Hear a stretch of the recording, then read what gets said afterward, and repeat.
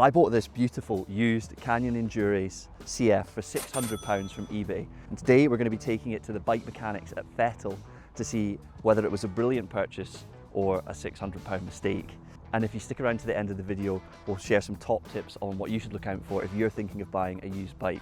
I bought the bike late last year, and so far, due to the famously temperate Scottish winter, Storm Chandra's arrived in Scotland. The advice is to have a battery-powered wind-up torch easily accessible. the bike has been used entirely on the turbo. As we get into spring, I have some big plans for this bike. First, we need to check though whether the noble steed is up to the task.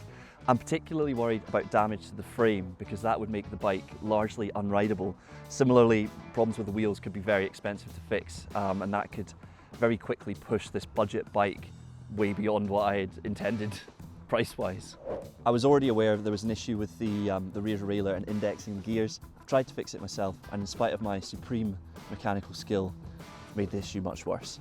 The cable which runs through the bike and controls the derailleur is now completely finished, and it runs all through the frame, so it's not as easy to fix as it might be.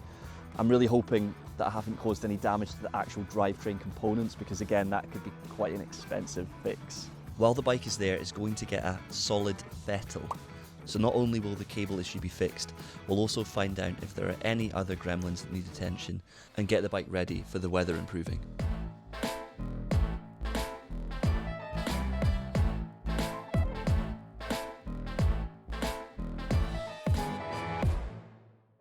So here at Fettle, I'm Patrick, this is Patrick. Okay, mate, let's go. So he's going to look over the bike. Yeah, basically the story is I bought the bike used. I mean, it's been, apart from this issue, it's been fine. So it's just kind of getting it sorted for going outside, really. Yeah, cool. And how much riding are you planning to do?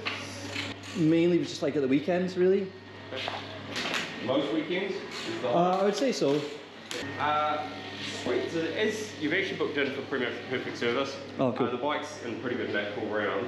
I would recommend, because we're doing the service, put a new chain on there. Okay. The rest of the drivetrain's actually fine, but if you replace the chain now, it'll stop the rest of the drivetrain wearing out any sooner. And these things sort of building up and costing more than they need to. As you've noted, yes, you definitely need a new cable. We'll replace the inner and the outer cable. We probably won't replace the outer cable this piece, we'll probably just replace this piece here. Okay. As to replace this piece, we'll have to unravel the tape, and the cable isn't bad enough Right. warrant sort of that. Trouble is, these are both, it's obviously a Campact bike, which is great, but that does use Campact specific chain, Campact specific cable, which we have to order in. So you have to leave the bike with us, but we'll order the parts in, should be done, I don't know, Wednesday, Thursday next week. Okay, no worries, yeah, sure. Yeah. So that's the bike left with the good people of Fettle. They seemed to be fairly positive about it at the start, so we'll just see if any gremlins uncover themselves as they're looking through the bike in more detail. Fingers crossed we don't have any expensive fixes. Okay, while we're waiting for the bike to come back from Fettle, I thought it might be useful to share the story of how I actually found the bike. I imagine if you're watching this, you're probably in the market for your first bike yourself, so this story will be useful for you.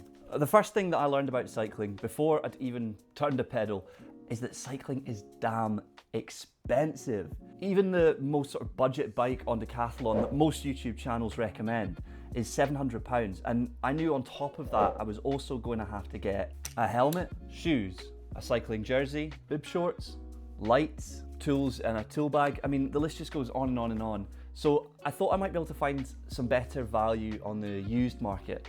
So like any good millennial, I started my search online. The first few places that I looked at were used bike specialist websites like Cycle Exchange, but I still found the prices to be relatively high. I mean, I'm not saying that they are higher than they should be because those bikes come with a warranty, but I was willing to take the risk by going private. So I started looking more on eBay and Facebook Marketplace. In terms of the bike I was actually looking for, there was a few things that I knew I wanted. I mean, first thing was for it to be the right size. I'm quite a tall guy, so the size needed to be correct, really. I also wanted it to have a good group set that I felt would last me a little while. And the third thing, and this is a little bit superfluous, is that I wanted it to be made of carbon fiber. Now, I was brought up on a combination of Top Gear and Formula One, and both of those things have taught me that carbon fibre is cool and fast. And I wanted a cool, fast bike. I mean, who wouldn't want a bike that's made out of the same stuff that a Formula One car is made out of? So after a wee bit of hunting, primarily on eBay, I found this Canyon Endurace. And after a bit of back and forth with the seller, I went down to have a look at it. Not really knowing exactly what it was that I should be looking at, but we'll talk a bit more about that later on. When I first arrived, we had a wee chat about the bike, which threw up some concerns, but also some good news as well. The concerns were that the bike had been sat for a wee while not being used, and that's not great. But the seller was very happy to share with me stories of trips he'd taken with the bike, and it seemed obvious that when the bike had been in use, it had been well looked after. He agreed to let me take it for a test ride, which is obviously something I recommend that you do if you can. And while he watched, I toddled off on the bike, trying not to let on the fact that the last time I rode a bike, I was learning my times tables at primary school. Everything seemed fine, the bike didn't fall apart under me, so I went back to agree on a price. We decided to shake hands on £600. So now I guess the big question is, was that £600 well spent, or was that a really bad decision? Let's go pick up the bike from Fettle and find out. Okay, it's been a few days. I'm just back from Fettle and ta-da! She's back. And I'm very pleased to report a fairly clean bill of health from the guys at Fettle. Incidentally, the reason that I'm doing this breakdown instead of the actual bike mechanics is because they didn't want to be on film, so apologies for that. You're stuck with me instead. It has been a wee bit longer than I had anticipated the bike would be away. There was a small part that was broken in somewhere around about the bottom bracket, the guys told me. And, you know, just my luck, it had to be shipped all the way from Germany. You can't, there was no one local that had it. So, yeah, the bike is a bit of a hodgepodge of European goodness because it's a Canyon, which is a German bike, but also the group set is Campag, and those parts are apparently harder to come by than just, you know, standard Shimano stuff. The cable which controls the rear mech, which runs up through the frame, as I mentioned at the start, that was, in a word, humped. So basically, it does make me feel a little bit better that it wasn't maybe entirely my fault that it got screwed up. I think it was already on its way out, and I possibly just exacerbated the situation. But yes, anyway, the things we were mainly worried about, the frame and the wheels, etc., all absolutely fine.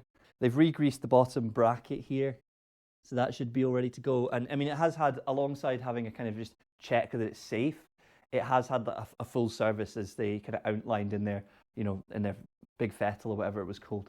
So so it should be ready to go when the weather gets a little bit nicer than it is today. Although actually, it looks quite good in the camera there. It doesn't look that good in real life. So what should you be looking for when you're buying a used bike? Now, I'm no expert in this, as you probably guessed from the rest of this video, but I have somewhat successfully navigated this process. So here's a few things that I've learned. The first thing, especially if you're buying online, is to obviously have a good look at the listing itself. Ideally, you want there to be lots of pictures, lots of close-ups of the different components of the bike, maybe some information about why it's being sold, things like that. I also had a sort of standard message that I would send to each seller.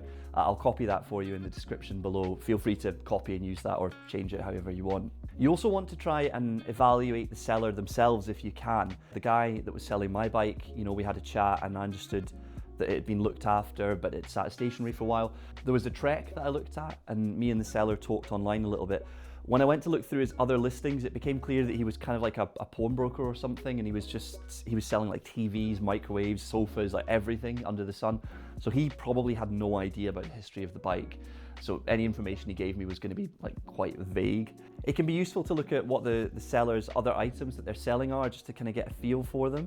And if you're new to cycling and you're just starting, like I said before, you need loads of stuff. If somebody's selling a bike, there's a decent chance they might be selling other kit that you need too. So you can potentially factor that other stuff into the deal so that you get a kind of package put together. Now onto the bike itself. The first thing that you want to check, and this is the big one, especially if the bike is carbon, is the frame itself. Cracks can be very subtle, sort of hairline cracks, but any cracks or damage to the frame can basically make the bike a write-off. And worse than that, it can make it unsafe to ride. Now, you want to find these cracks and this damage while you're standing with the seller inspecting the bike rather than bombing it down a hill chin first. You can obviously also ask the seller if the bike's been in an accident or if there's any damage to the frame. However, if they're selling the bike without disclosing that very obviously, the chances are they're probably just going to lie to you. They should have really flagged that up before you have to ask. So yeah, just because they say there's no damage doesn't mean that's definitely true. The second thing you want to look at is the wheels. Again, if there's something wrong with these, it can be quite expensive to fix and it can potentially make the bike unsafe. Obviously, if the wheels are visibly cracked, if they're rusted, if there's obvious issues, that's not good. You also want to check that they're true and not bent in any way. One of the ways you can do that, if the bike is a rim brake bike, you can spin the wheels and look at the gap between the brake pad and the edge of the wheel. It shouldn't move around too much. If there's a significant wobble, it means that the wheel could be bent. For disc brake bikes, I think you can probably do something similar just by kind of placing a finger close to the edge of the wheel the rim of the wheel as it spins. And if it's wandering in and out too much, not good. For rim brake bikes as well, you want to check the sort of rim of the wheel for wear, because when the bike is braking, not only does the brake pad wear, but the rim of the bike wears too, and over time it can kind of wear into a sort of concave shape, which means that the rim needs to be replaced. So again, something to look out for. It's worth noting that if there are issues with the wheels, like the wheels can be changed, so you could still buy the bike and replace the wheels. The thing I'd say though is that if the wheels were damaged and the seller was trying to sell the bike without making that obvious, there's a decent chance there's other issues hiding with the bike, so I'd be careful. But you could still buy the bike and just haggle the price down to reflect the fact that you're going to need to buy new wheels. Of course, if I mentioned before, if you get a chance to test ride the bike, you definitely want to do that. Make sure you flick up through the gears, make sure the brakes are working, that there's nothing creaking or loose or wobbling, just kind of like fairly obvious stuff that you should be looking for when you test ride the bike. You can also check the cassette on the rear wheel. Over time, the cassette will wear down, so it's not, again, not a deal breaker, but cassettes can be quite expensive, so it's worth checking. I'll put some pictures up on the screen of what a worn cassette versus a new one looks like. Again, like not necessarily a deal breaker, but something you probably want to factor into your negotiations on price if you think the cassette is going to need to be replaced. Things that are trivial that might be worn but can be kind of easily changed: bar tape, the chain itself, the tires, and the saddle. Saddles are more expensive than you think they'll be, but there's a chance you might need to change the saddle anyway, because saddles are quite personal to different people. So yeah, you might not get on with the saddle that's on the bike anyway. But honestly, that's a topic for a whole nother video. So to summarize, if the frame's good, the wheels are good, everything works when you go on the test ride, you're probably in decent shape. I hope that info has been useful for you, and I hope you've enjoyed the video. If you have, please do consider subscribing down below. Thank you so much for watching. Goodbye.